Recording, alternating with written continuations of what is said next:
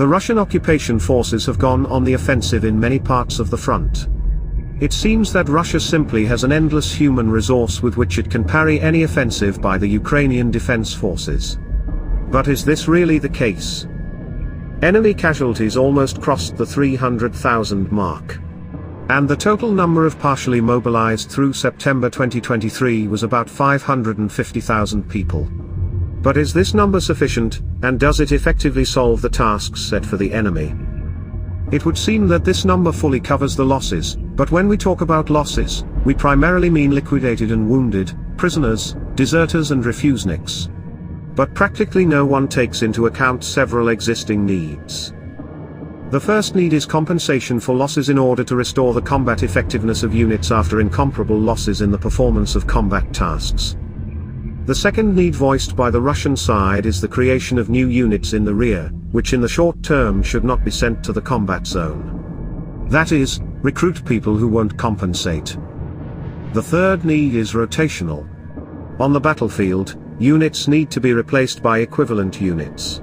If we cover all these needs in their entirety, Russia needs to mobilize 40,000 to 50,000 people every month, but this is unlikely before Putin's election in 2024. Russian troops are not as effective now as they were at the beginning of the invasion of Ukraine. At the beginning of the war there was an elite with years of experience.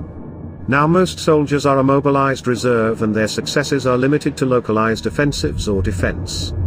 Shortages of equipment, ammunition, and gear all affect the survivability of poorly trained personnel. Having called up more than 500,000 men, Russia could not achieve within a year even 10% of the goals that the elite grouping of 180,000 men achieved in the first half of 2022.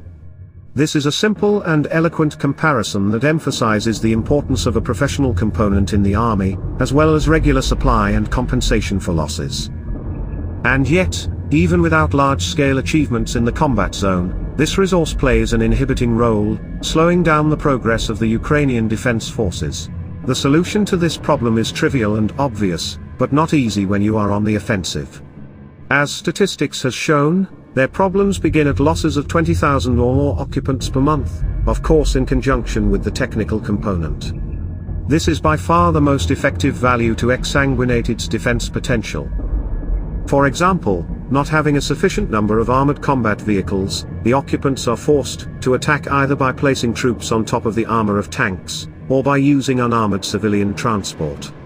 And this increases the casualty rate. As the war is prolonged by attracting human resources, the situation with its technical support worsens. And the worse this component is, however paradoxical it may sound, the more manpower is needed.